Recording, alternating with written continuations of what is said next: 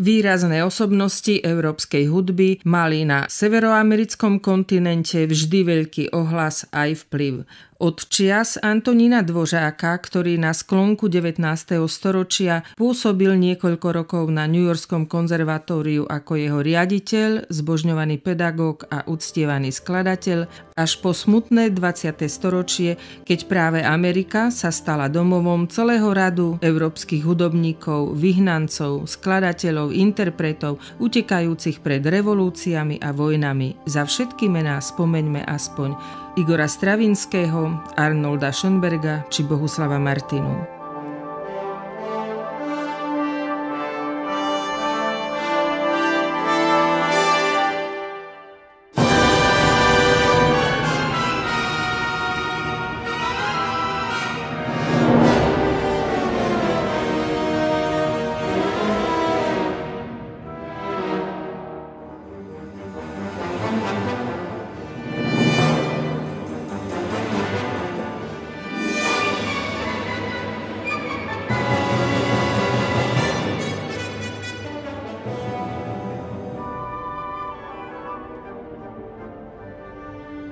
Slovom Amerika a Európa boli v mnohom aj v hudbe vždy tak trochu zviazané cez viaceré spojivá, ktorými sa oba kontinenty doplňali, inšpirovali a obohacovali.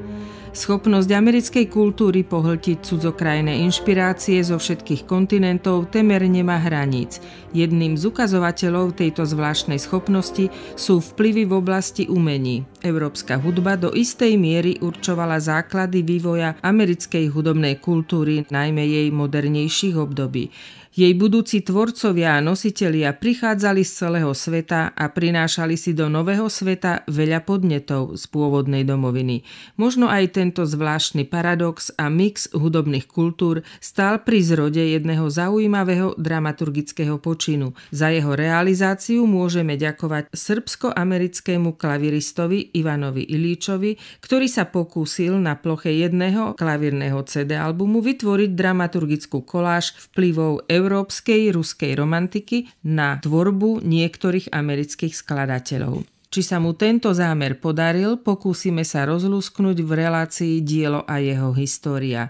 A v tom nám pomôže sólový klavírny recitál diel od 4 skladateľov: Alexander Scriabin, John Cage, Morton Feldman a Scott Wollschläger. Je zachytený na albume The Transcendentalist. K rádioprijímačom vás pozýva autorka a redaktorka Melania Puškášová.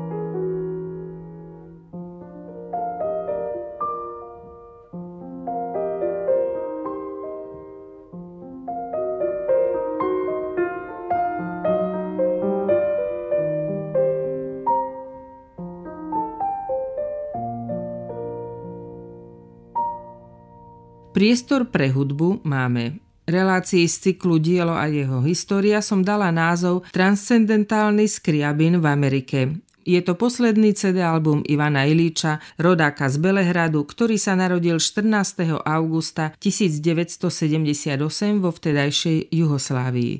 Do Spojených štátov amerických sa vysťahovali jeho rodičia, keď bol ešte malým dieťaťom. Najprv študoval odbory matematika a hudba aj na Kalifornskej univerzite v Berkeley. Neskôr navštevoval hudobné konzervatórium v San Francisku. Absolvoval aj postgraduálne štúdium na Parížskom konzervatóriu, kde získal premier prix. Na záver pripojil aj diplom z École normale de musique de Paris. Jeho učiteľmi vo Francúzsku boli François René Duchable, Christian Ivaldi a Jacques Rouvière.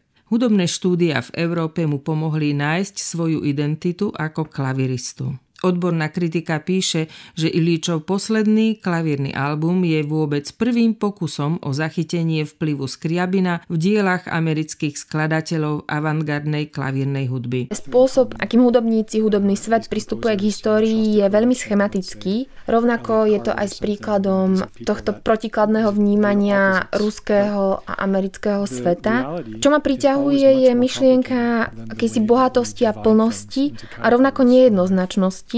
A to nie je len o muziku, ale aj o všedný život. Čo znamená oprostenie sa od toho, že veci sú definitívne a jednoznačné. A preto nemám rád príliš pedagogický prístup k hudbe, ktorý môže byť veľmi prínosný pri štúdiu v škole, ale možno nie je až tak prínosný pre vývoj hudby a pri radení skladieb na albume. V rámci Slovenska vyšla recenzia albumu The Transcendentalist Peter Katina. Okrem iného uvádza, že rozsiahle plochy Feldmanových opustených bezútešných akordov, ktoré občas prekvapia tonálnym nádychom, znejú v čarovnom ospanlivom opare a Ivanovi Ilíčovi sa tu podarilo ilúziu transcendentná výstižne naplniť. John Cage je samozrejme veľmi významným vo vývoji americkej hudby a je samozrejme akýmsi kanonom, ktorý sa vyučuje na amerických univerzitách.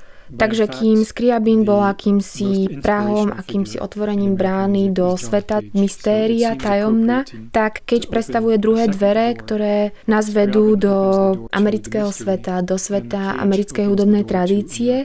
Aj o tomto sa budeme dnes rozprávať v štúdiu s pozvaným hosťom, srbsko-americkým klaviristom Ivanom Ilíčom. Tlmočníčkou jeho odpovedí bude Patricia Holíková, ktorá veľmi precízne sprostredkovala Ilíčove odpovede. Obom ďakujem za zaujímavý priebeh nahrávania rozhovoru, ktorý sa stal základom relácie Dielo a jeho história. Transcendentálny Skriabin v Amerike.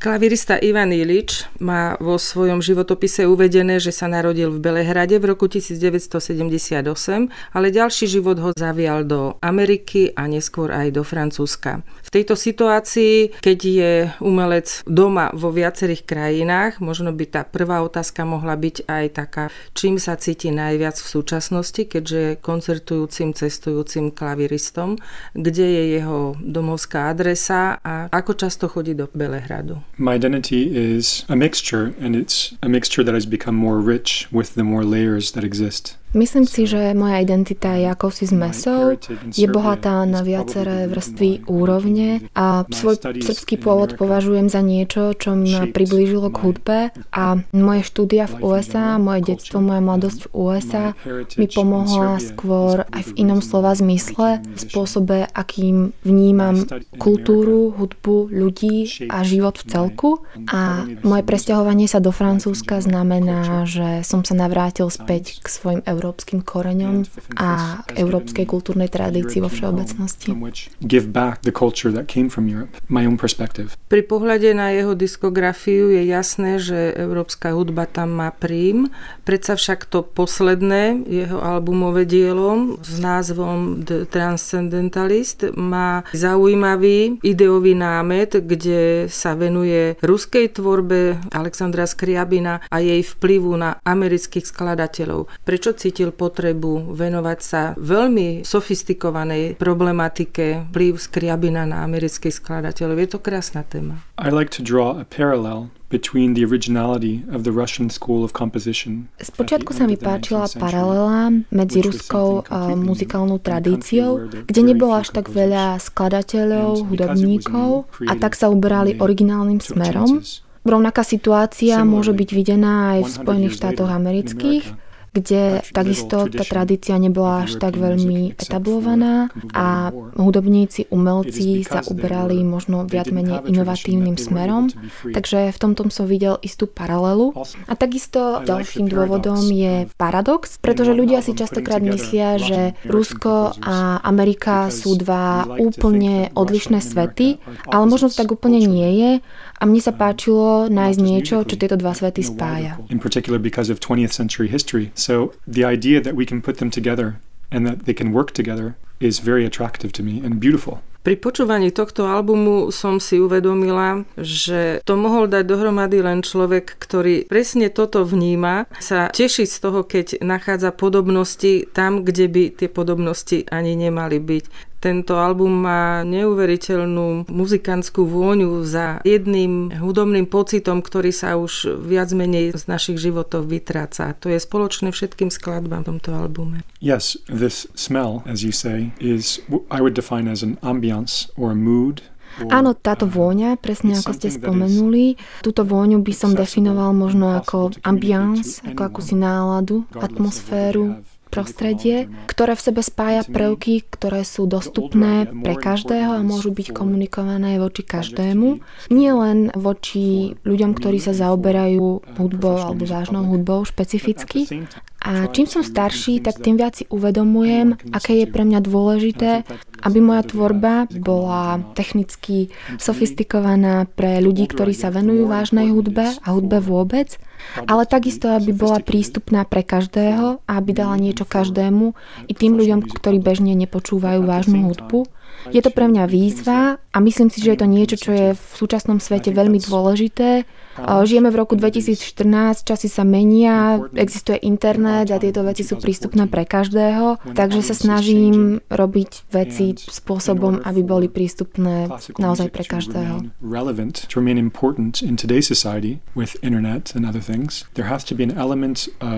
Consciousness about the audience.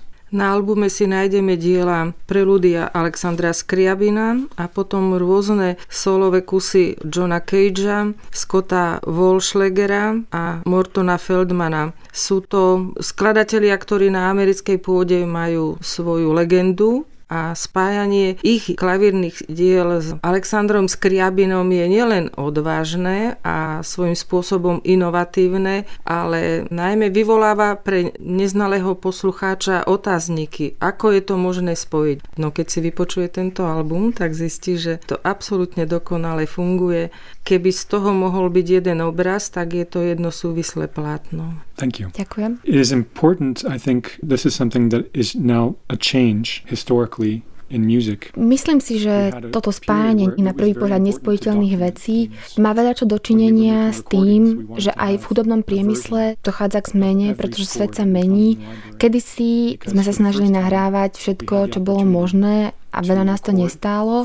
Podľa toho vypadali aj koncerty a vystúpenia, avšak možno ten klasický prístup k nahrávkam a takisto k hudobným vystúpeniam môže byť pokladaný za nudný, alebo proste sa stal rutinným a možno by bolo zaujímavé začať robiť veci trochu inak a snažiť sa spájať rôzne elementy, rovnako ako to robíme napríklad v kuchyni alebo v kulinárskom umení, kde niekedy kombinácia chutí, ktoré vyzerajú na prvý pohľad nespojiteľné, vyčarí, vykúzli niečo absolútne nové. Mnoho ľudí napríklad zaradí do svojho koncertu mnoho hudobníkov prelúdie a Bachové fugy. A čo môže byť zaujímavé z historického pohľadu, ale možno to už nie je tak inovatívne a pre poslucháča to nemusí byť tak obohacujúce. And I think that when making combinations, kind of like in the kitchen, when you're cooking, sometimes you can surprise yourself by the beautiful mixture of tastes and smells if you are willing to experiment. Rozumiem, čo chce povedať. Niekedy sa dramaturgické položky na koncertnom programe javia len ako prehliadka toho, čo všetko klavirista vie zahrať, aby nám ukázal trochu z baroka, klasicizmu, romantizmu a na záver náročná vec z hudby 20. storočia. Dnešný klavirista naozaj musí veľmi špekulovať, čím na tom veľkom klavírnom trhu zaujme a akým spôsobom si postaví svoju kariéru. Ja už pri pohľade na jeho albumy som si uvedomila, že veľmi špecificky tvorí obraz o sebe, ktorým skladbám, ktorým autorom sa venuje, ktorých obchádza. Má svojskú líniu, ako si robiť repertoár, ako si robiť diskografiu a na konci tejto cesty je tento album. This is a result of my education. And also my desire to have a broad perspective on the world. Určite toto je dôsledok môjho vzdelania a túžby po širokom prehľade. Súhlasím alebo stotožňujem sa s Noamom Chomskym, filozofom, ktorý definuje akúsi hegemóniu a tyraniu väčšiny pri pohľade na históriu a kultúru. To znamená, že súčasný svet nás núti pozerať sa na históriu a kultúru istým spôsobom, ako si nám vnúcuje, vtláča uniformovaný pohľad. Toto môže mať veľa príčin a dochádza k tomu v každom štáte. Pre mňa je zaujímavé niečo ako kultúrna revolúcia, niečo, kde sa ľudia pozerajú na veci trochu inou optikou. A jedným zo spôsobov, ako to dosiahnuť, je kladenie otázok, možno neakceptovanie definitívnosti, rovnako ako môžeme povedať, že v roku 1805 bol najväčším skladateľom Beethoven, môžeme rovnako povedať, že ním bol Antonín Rejcha, skladateľ českého pôvodu. A každý sa musí rozhodnúť podľa seba. Som veľmi rád a som vďačný za to, že som mal možnosť dostať sa k rôznym filozofickým inšpiráciám. A viem, že takýto prístup, takéto spochybňovanie klasického prístupu nemusí vyhovovať každému, ale viem, že je veľa ľudí, ktorí sa o takýto prístup zaujímajú. Nechcem byť zaujímavý pre každého, ale zaujímajú ma práve ľudia, ktorých láka môj prístup. Those are the people that I want to reach. That is my public. I don't want to reach everyone. I want to reach people who might be interested in the minority viewpoint. Pred klaviristom na začiatku 21. storočia je veľmi ťažká úloha, ako sa vysporiadať s tónami klavírnej literatúry za uplynulé 4 storočia, pretože tam patrí nielen baroko, klasicizmus, romantizmus, ale aj celá predbaroková éra s klavsenistami a s ranými formami klávesových diel. Keď sa klavirista rozhodne, že ktorý štýl mu najviac vyhovuje, respektíve v ktorom hudobnom štýle sa mu najviac darí, ešte aj tam je veľmi veľa možností, pretože početnosť tej literatúry je veľká. Tu stojíme na prahu takejto inventúry. Ivan Iljič hrá klavírne diela Brahmsa, Beethovena, Chopina, hrá barokové suity, francúzske suity, hrá Lista, hrá Haydna, hrá Brahmsa a medzi tým je taká jedna zvláštna odnož skladby transkribované Godovským. To znamená niečo, čo už aj tak dosť ťažké je. Godovský urobí ešte ťažším a Ivan Iljič si to potom zoberie a naštuduje. I think that I needed to do lots and lots of different composers in the beginning of my career. Na začiatku svojej kariéry som sa snažil venovať viacerým hudobným štýlom a môj prístup bol viac menej akademický.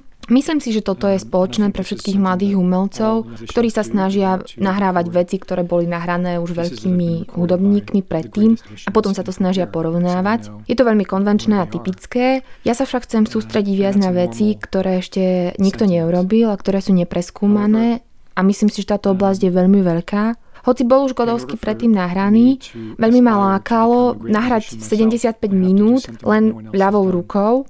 A to je niečo, čo robí Godovského skvelým a zaujímavým. Sú ľavoručné skladby. Je to síce len malé gesto, hrať jednou rukou, ale takisto je to významná výzva. Takisto, čo bolo ešte pre mňa dôležitejším, bolo, že som zistil, koľko veľa muzikality je v týchto skladbách a akým spôsobom pôsobia na publikum. Spomenuli ste predtým, že mnoho muzikantov v súčasnosti sa snaží predvádzať akúsi show a snažia sa ukazovať svoje úžasné technické schopnosti.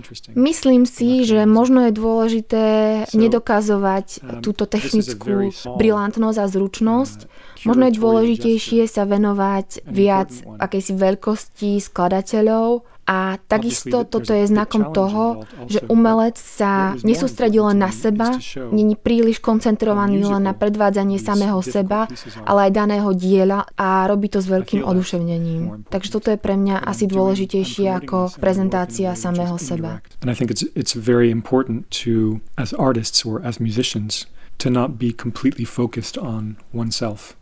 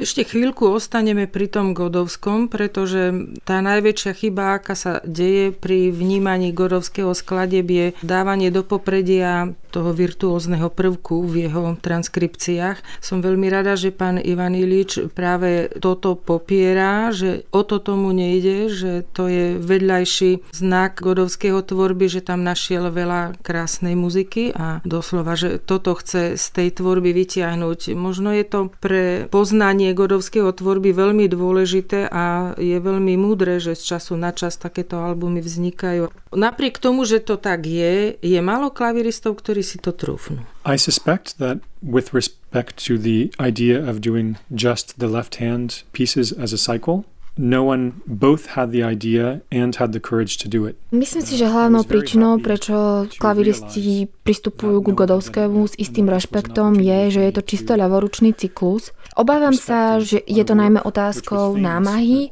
za ktorú nie je odmena istá. Som veľmi rád, že som nahral takéto CD, ktoré zatiaľ ešte nikto predtým neurobil. A samozrejme všetci poznajú Godovského v hudobnom svete, ale všetci okolo neho chodia s akýmsi rešpektom.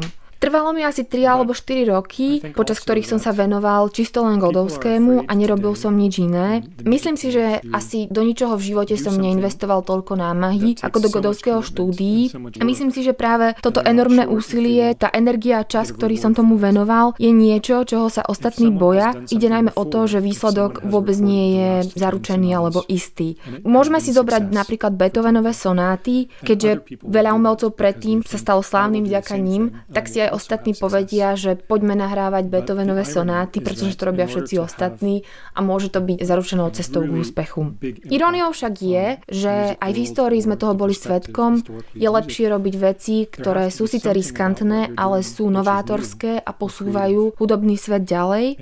Samozrejme, toto je veľmi ľahké povedať a je to mnoho ťažšie urobiť. Je to veľmi náročný proces, takisto bol veľmi náročným aj pre mňa. Stalo ma to veľa energie, keď som študoval literatúru a takisto musel som veľmi veľa nacvičovať. Obával som sa trochu z toho, že nahrám CD a ono jednoducho zmizne a nikto si ho nebude pamätať. Takže myslím si, že prekonať tento proces, ustať ho, si vyžaduje veľkú dávku sebavedomia a sebavedomia prijať risk, že sa umelec venuje projektu, ktorý môže byť prelomový, ktorý môže byť revolučný, ale ktorý môže byť v tom istom momente aj zapadnutý prachom niekde. It would disappear. So it takes a long time to build the confidence to do projects where they will change you, but you're not sure whether they will change anyone else. Ja by som túto fázu jeho Godovského Chopinovských štúdií nazvala cestou na Mount Everest. Ale len pre jednu nohu, pre ľavú nohu. Ostaňme pri tej ľavej ruke, ale tá ľavá ruka dostane taký športový náskok oproti tej pravej, že niečo to musí spôsobiť v celkovom hradskom aparáte, keď je ľavá ruka dlhodobo zaťažovaná štúdiom takýchto náročných vecí, sa musí ohromne zlepšiť. V čom mu to pomohlo? Lebo on z toho musí mať velikánsky zisk ako pianista. Zrazu ľavá ruka je kulturista. This is similar to an experience I had when I was studying in California. I studied mathematics during my first studies. Táto skúsenosť je veľmi podobná tomu, čo som prežil počas svojich vysokoškolských štúdií v Kalifornii, kde som študoval počas svojho prvého stupňa vysokoškolských štúdií zároveň s hudbou aj matematiku. Myšlienky, s ktorými som sa stretol počas štúdií matematiky, boli často úplne iné, úplne odlišné, veľmi ťažko prístupné, ale toto mi dalo sebavedomie v tom, že hoci sa venujem hudbe, môžem sa venovať štúdiu iných vecí s absolútnym porozumením. Rovnako mi Godovského štúdie dali sebavedomie pri hraní ľavoručných kúskov. Občas sa mi stáva, že hoci je toto moje obdobie s Godovským už za mnou, hrám napríklad Bachové skladby, kde cítim, že mám istý problém s ľavou rukou a potom si spomeniem na to, že som zvládol Godovského, čo mi okamžite pomôže. Takže myslím si, že je tu aj istý psychologický aspekt toho, že dôverujem a verím v to, že človek by mal posúvať svoje hranice a mal by si vo svojom živote vytvárať akési cesty na Mount Everest a zdolávať ich. Rovnako je pre mňa dôležitý fakt, že keď si človek povie, že na niečo nemá a niečo nedokáže, tak samozrejme neúspeje. To je veľmi podobné celkovo pre moju tvorbu aj pre moje nové CD, ktoré je zase svojím spôsobom odlišné a iné. A znamenalo pre mňa prekonanie iných hraníc, ale myslím si, že to bude pre mňa a pre moju tvorbu veľmi dôležité, pretože je to akoby prekonávanie môjho vlastného nového Mount Everestu. The Godovsky was important for Godovsky, but it was also important as a type of project. This new CD, The Transcendentalist, has helped me overcome a different fear, but it's important each time to go a little bit further, to feel like I'm less and less afraid of doing things.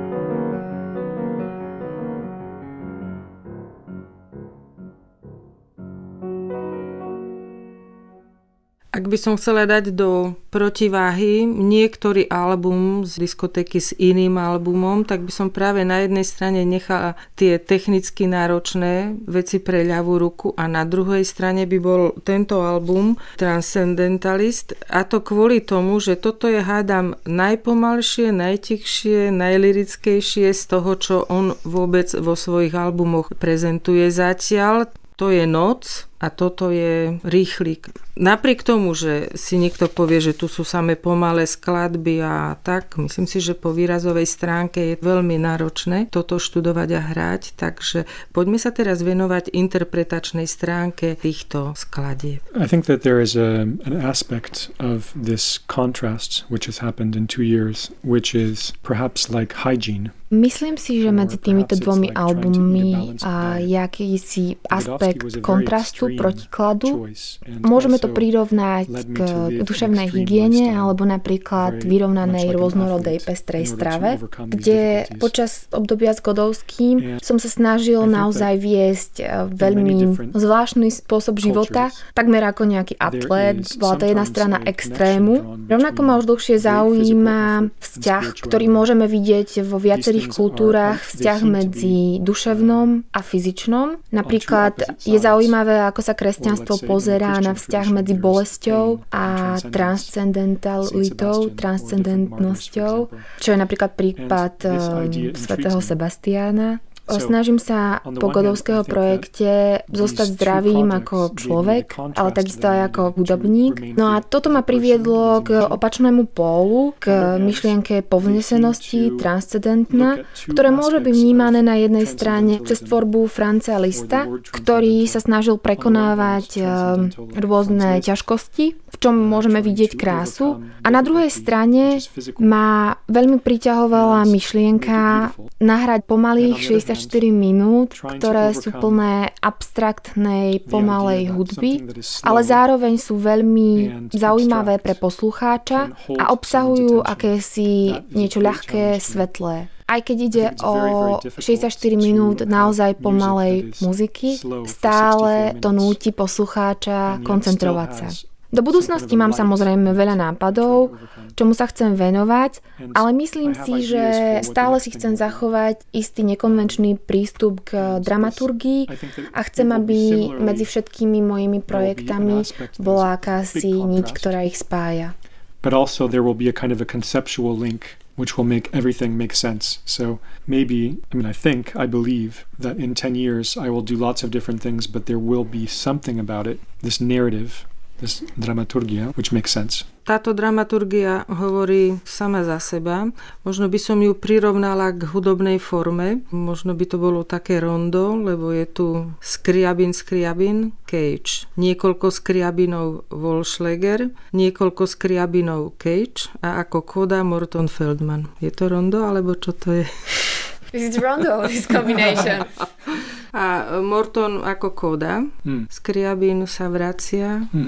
To me, the structure it would be like a meal where the dessert is the main course and everything leads to the dessert. Everything that you eat prepares you for the dessert. Že myslím si, že dramaturgia môjho nového albumu môže byť prirovnaná ako k jedlu, ktoré pozostáva z viacerých chodov, kde na konci sa nachádza nejaká čerešnička na torte alebo je to samotný dezert, na ktorý sa všetci tešia a aj keď je častokrát tým najmenším jedlom, je v skutočnosti hlavným chodom. Mohol som dramaturgiu CD komponovať napríklad len s Skriabinom a zakončiť Feldmanom, ale snažil som sa vyhnúť tomuto didaktickému prístupu a medzi napríklad veľmi ranou tvorbou Johna Cagea, predtým, než sa začal venovať experimentalizmu a neskorou tvorbou Feldmana, ktorá je veľmi intuitívna, som našiel zaujímavú paralelu. Rozhodol som sa začať so Skriabinom a neskôr pokračovať s Cageom pri radení skladieb,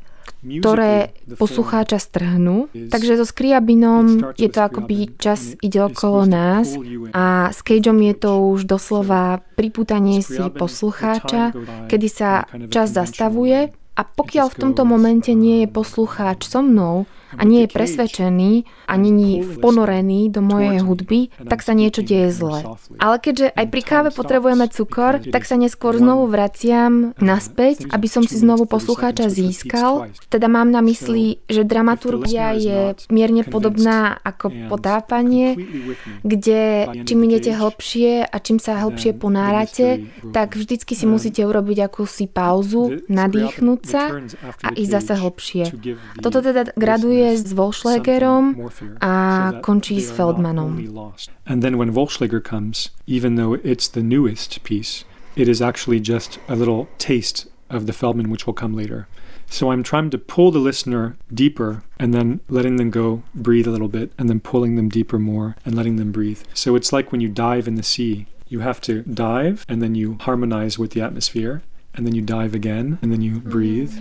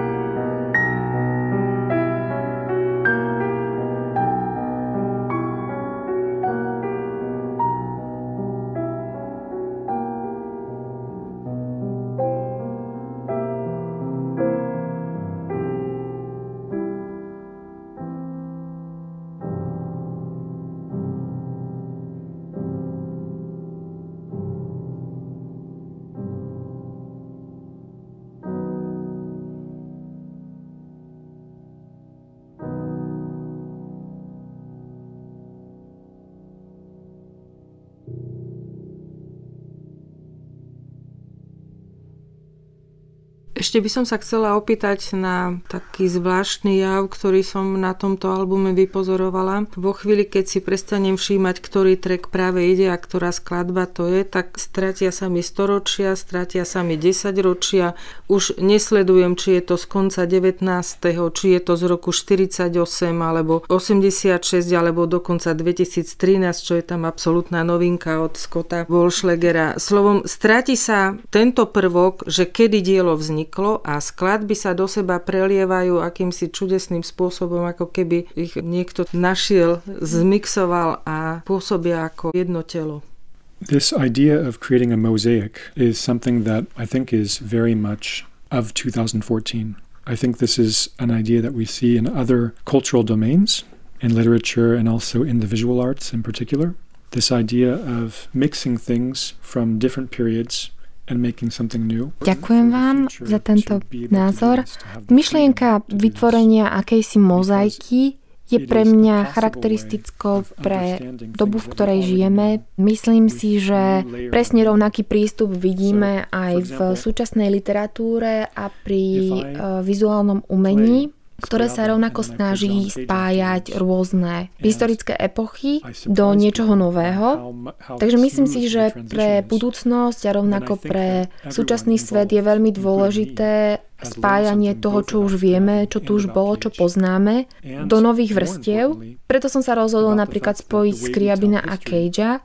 Keď hrám obe skladby, tak mám pocit, že aj ostatní sa dozvedajú niečo viac, ako keby som zaujal klasický, doslova didaktický prístup. Spôsob, akým hudobný svet pristupuje k histórii, je veľmi schematický. Rovnako je to aj s príkladom tohto protikladného vnímania ruského a amerického sveta. Čo ma priťahuje, je myšlienka akejsi bohatosti a plnosti a rovnako nejednoznačnosti. A to nie je len o muziku, ale aj o každodenný život, čo znamená oprostenie sa od toho, že veci sú definitívne a jednoznačné. A preto nemám rád príliš pedagogický prístup k hudbe, ktorý môže byť veľmi prínosný pri štúdiu v škole, ale možno nie je až tak prínosný pre vývoj hudby a pri radení skladieb na albume. Making an album, I think it's more important to highlight surprising connections. Dobre, takže môžeme sa zhodnúť, že toto je taká dramaturgická koláž autorská? Maybe that's the form, yes. Áno, asi zrejme ide o takúto formu, je to akási koláž. But also I would say that it is important to think about what the musical form might be, but because the form of this project is not only audio, but also visual,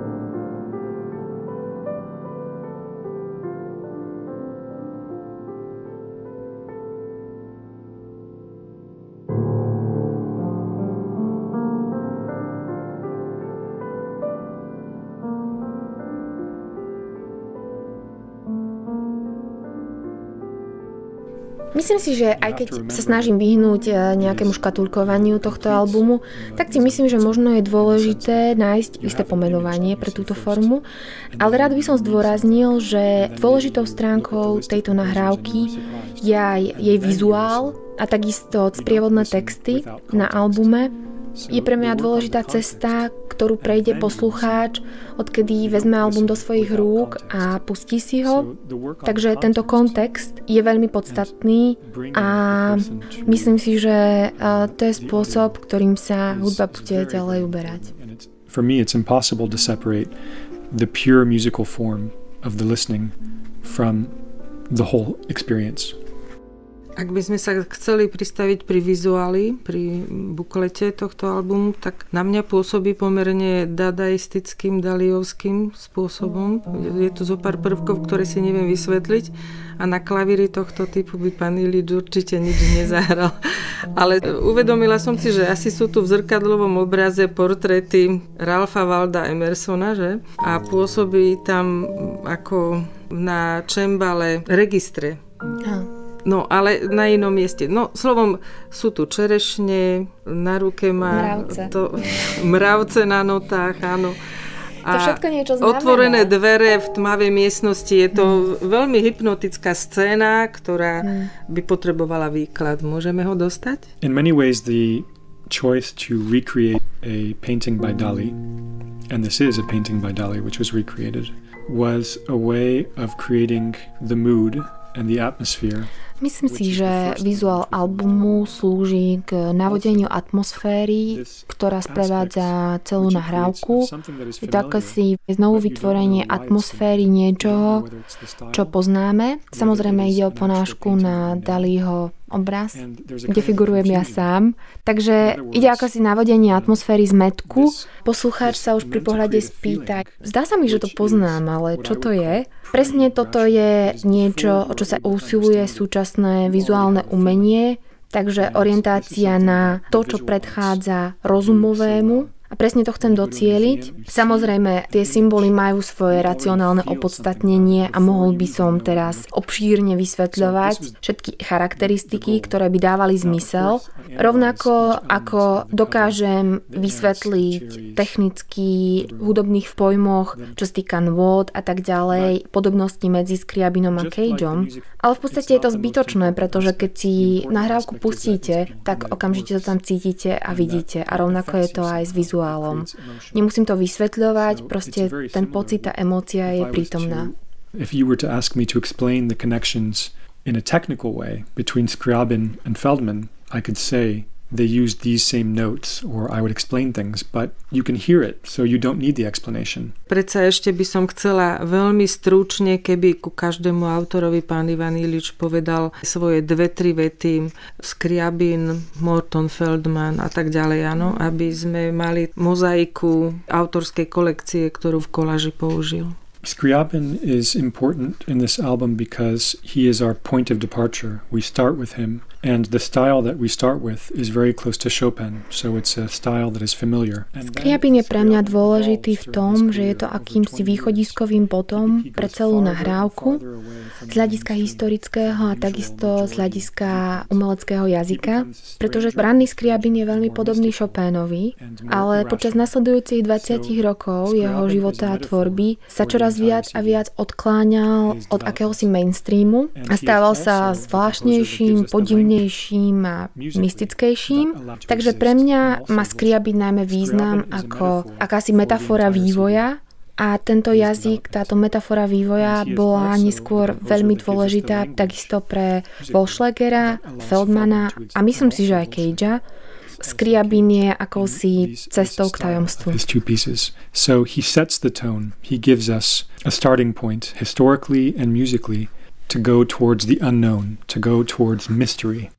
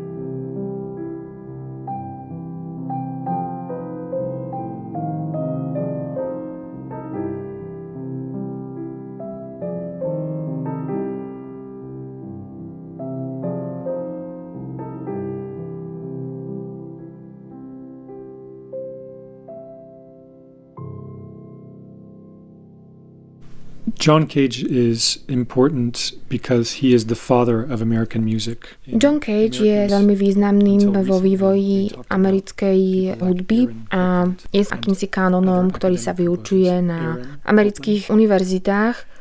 Takže kým Scriabin bol akýmsi prahom, akýmsi otvorením brány do sveta mystéria, tajomna, tak Cage predstavuje druhé dvere, ktoré nás vedú do amerického sveta, do sveta americkej hudobnej tradície, čo je rovnako znakom akéhosi prehlbenia zmetočna, poprenia racionálneho. A tieto dva prvky, keď ich vníma poslucháč, uvedomuje si, že hoci by mali byť úplne protichodné, tak sú niečom rovnaké z toho Scriabinovského sveta, hypnózy a tajomná. Prechádzame do ríše Johna Cagea, ktorá je akýmsi spôsobom naivná a avantgardná, ktorá nám môže pripomenúť akýsi satirický nádych, ale je svojím spôsobom veľmi revolučná. Rovnako skladby Johna Cagea, ktoré som vybral, je dôležité pripomenúť, že nie sú typické pre jeho tvorbu a snažil som sa zvoliť práve tie, ktoré nie sú až tak príliš známe. A kind of a naive avant-garde, something that could remind us of Satie also, something which is very simple, but also something that has revolutionary potential. To sa podarilo. Yeah, you succeeded with John Cage, a typical thing. Good. Let's know. Úplne klame telom Cage v týchto skladbách. John Cage, it's idiom. John Cage lies with his body. It's like when you try to pretend something else. Yes, Aha. exactly. Presne tak. You like it. That's why you picked it. Práve preto si to vybral. No. Je to šibal. You're nasty. Yeah. Okay.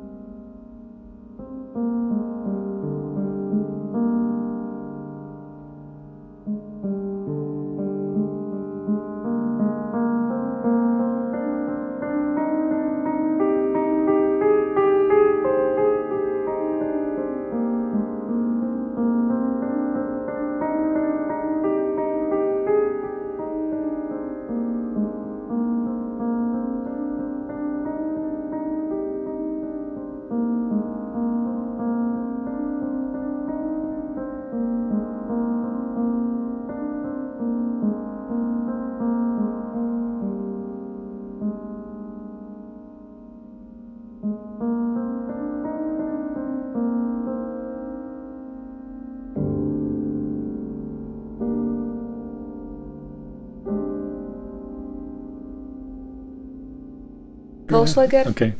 To je najmladšia skladba 2013 a má názov Hudba s metaforou. To znamená, že to ako keby dávalo bodku na celý album, lebo je to album s metaforou. The first reason why I included this piece was it was very important to me to record something new. V podstate sú dve príčiny, prečo som si zvolil mladého skladateľa newyorského pôvodu, Scotta Vollschlägera.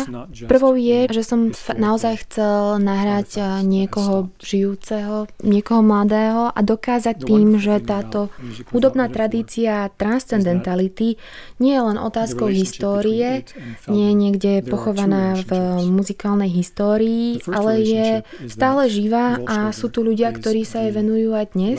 Takže toto je prvá príčina. Tou druhou je vzťah medzi Scottom Vollschlägerom a Mortonom Feldmanom.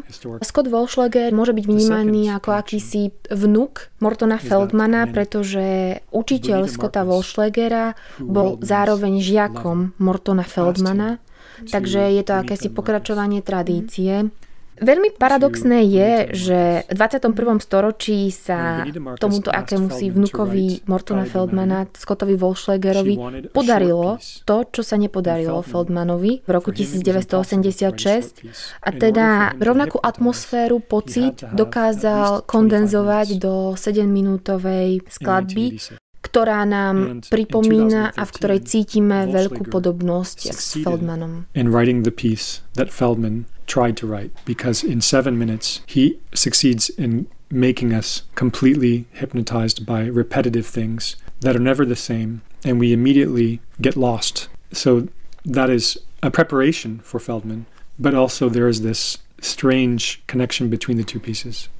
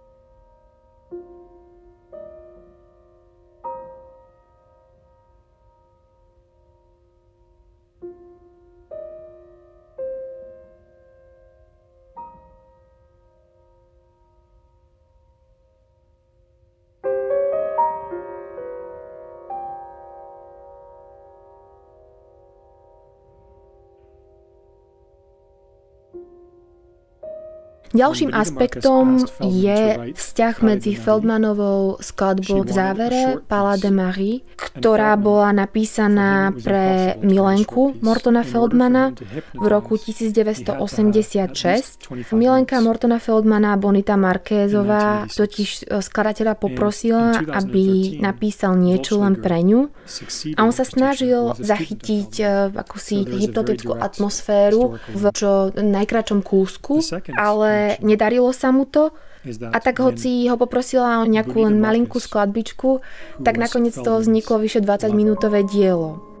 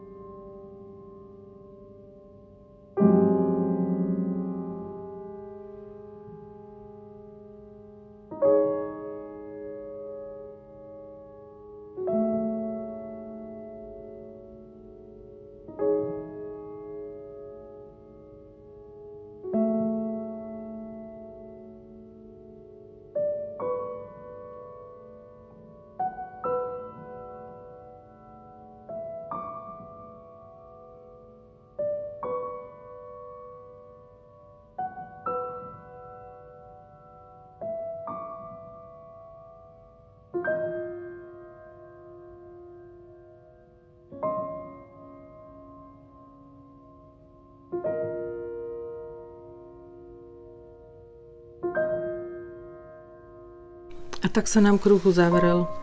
Mám pocit, že sme sa porozprávali o všetkom, čo sme sa chceli dozvedieť. Iste by sa dalo hovoriť ešte viac, ale priestor relácie nás nepustí.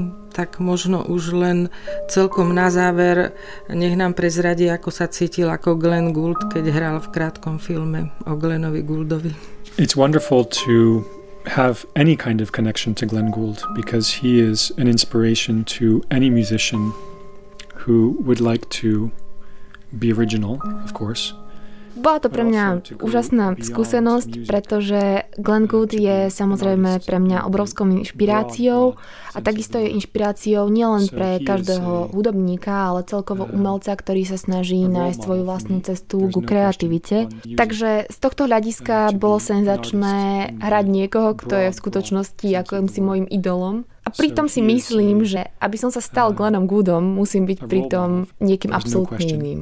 But the only way I will succeed in being like Glenn Gould is if I am completely different than Glenn Gould. Blížime sa ku koncu nášho rozhovoru. Myslím si, že materiálu bude mať veľmi veľa a veľmi dobrého. Ale to boli posledné slova, ktoré nám preložila Patricia Holíková, tlmočnička, ktorá dnes bola súčasťou rozprávania s klaviristom Ivanom Ilíčom, so srbským klaviristom, ktorý sa narodil 14. augusta 1978 v Belehrade, ale študoval v Amerike, v Paríži a momentálne tam aj žije. Za rozhovor Ivanovi Ilíčovi ďakujem veľmi pekne. Ďakujem. Dozvedela som sa veľa zaujímavého. Patricii Holíkovej ďakujem za perfektné preklady. Ďakujem. Všetko fungovalo a myslím si, že v relácii Priestor pre hudbu, dielo a jeho história sme získali skvelý materiál na zaujímavú reláciu. Na relácii spolupracovala zvuková majsterka Marta Pelikánová. Od mikrofónu sa lúči Melania Puškášová.